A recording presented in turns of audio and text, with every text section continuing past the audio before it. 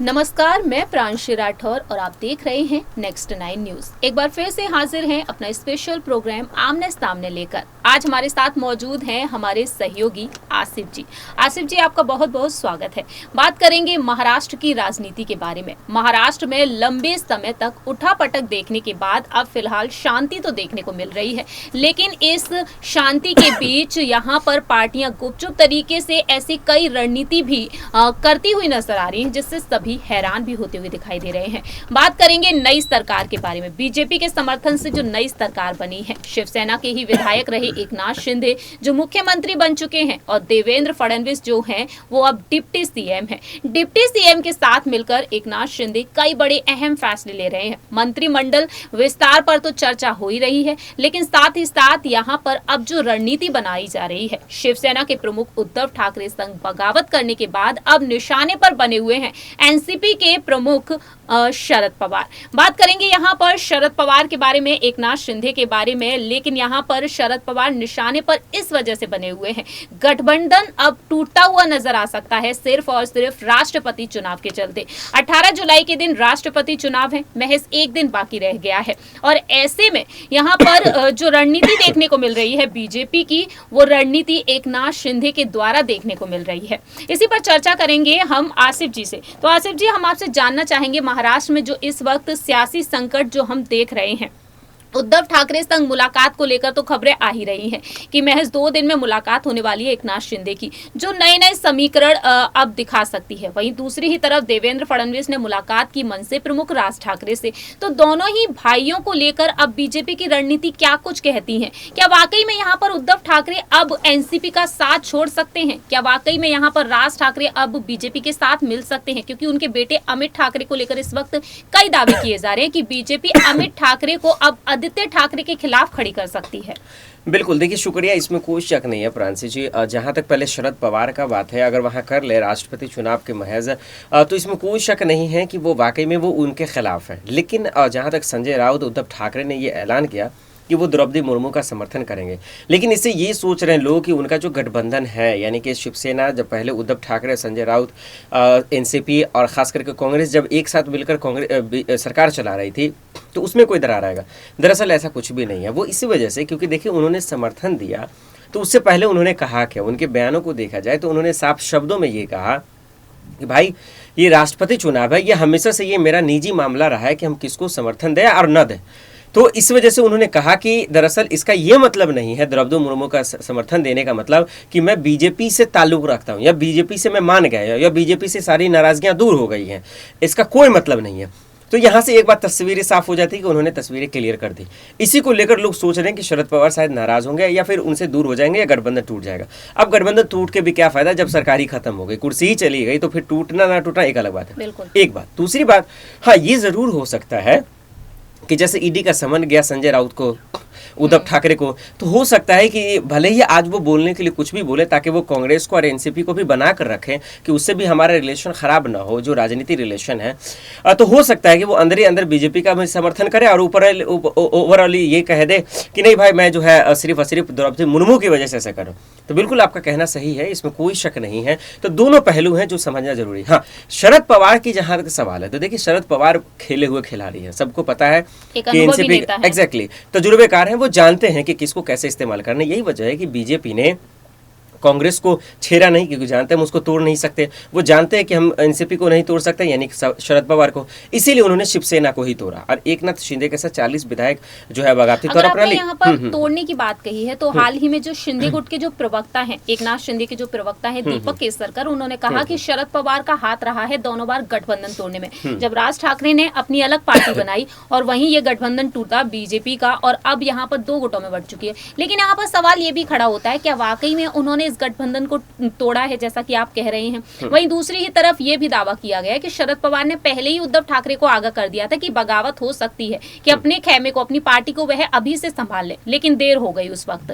तो आप क्या कहना चाहेंगे इसको लेकर? हाँ देखिए, बिल्कुल इसमें कोई शक नहीं है। देखिए एकनाथ शिंदे जो अभी इस वक्त मुख्यमंत्री हैं, दरअसल उद्धव ठाकरे और संजय राउत ने गलती यहाँ की, चूक उनसे यहाँ हो गई कि उनको हल्के में ले लिया उन्होंने। और जानते हैं कि राजनीति में कोई किसी से कमजोर नहीं होता, हर एक नेता विधायक जो है उस मौके का इंतजार करता है जिस मौके में वो छक्का लगा सके, और वही हुआ।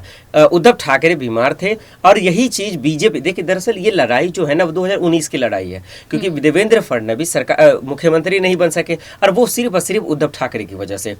अब उद्धव ठाकरे मुख्यमंत्री बन गए इन तीनों से मिलकर, अब उसका बदला लेने के लिए वो लगातार कोशिश कर रहे थे कि आखिर कामयाब हो गई एकनाथ शिंदे की बदौलत। और वो जान रहे थे, ये देख रहे थे कि लगातार हम किसी को तोड़ तो नहीं सकते हैं, तोड़ सकते हैं तो सिर्फ और सिर्फ शिवसेना को ही।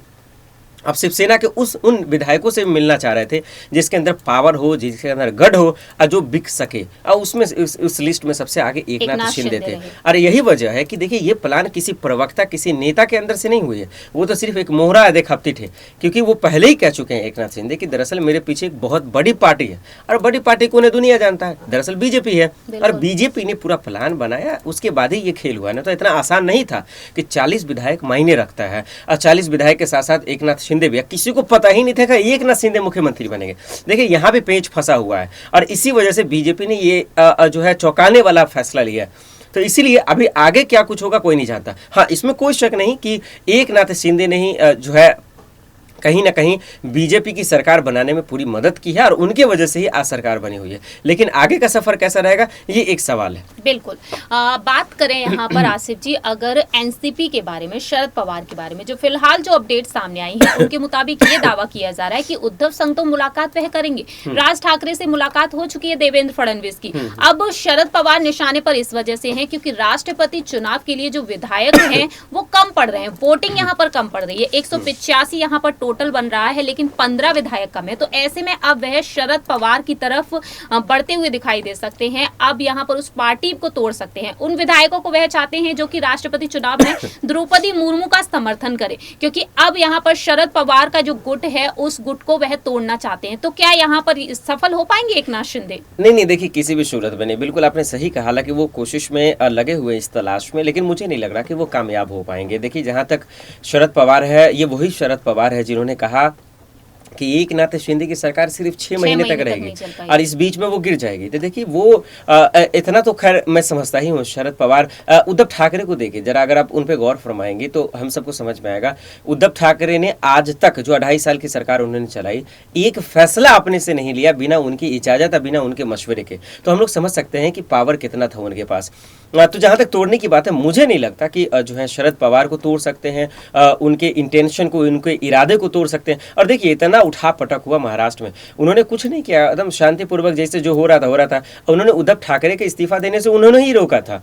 तो ये सब चीज समझने वाला है कि सबको तो तोड़ सकते, इसलिए मैं बार बार कह रहा हूँ शरद पवार को नहीं तोड़ सकते, चाहे एकनाथ शिंदे कितनी भी ताकत लगा ले, लेकिन वो इस ताकत में जो है कामयाब नहीं हो पाएंगे, विफल ही रहेंगे। उद्धव ठाकरे उनके साथ हमेशा ऐसे ही खड़े रहेंगे, ये गठबंधन बना रहेगा जो शिवसेना का और एनसीपी का है? बिल्कुल, उम्मीद तो यही है, लेकिन देखना होगा कि आगे कैसे होंगे, क्योंकि एकनाथ शिंदे अभी तक जो है वो कह रहे हैं कि बाला साहब ठाकरे के चाहने वाले हम हैं, शिवसेना मेन शिव सैनिक हम ही हैं। तो अब ये उन दोनों की लड़ाई है। इसमें जहां तक शरद पवार का जिक्र है तो वो चुपचाप खड़े रहेंगे, क्योंकि वो जानते हैं कि दोनों ये भी देख रहे हैं क्योंकि उनकी पार्टी के जो भी नेता यानी कि ठाकरे गुट के जो भी नेता है वो शिंदे गुट में शामिल हो रहे हैं, और सब यही कह रहे हैं कि ये गुट असली है, असली शिवसेना तो शिंदे गुट के पास है। तो आपकी क्या राय है इस पर?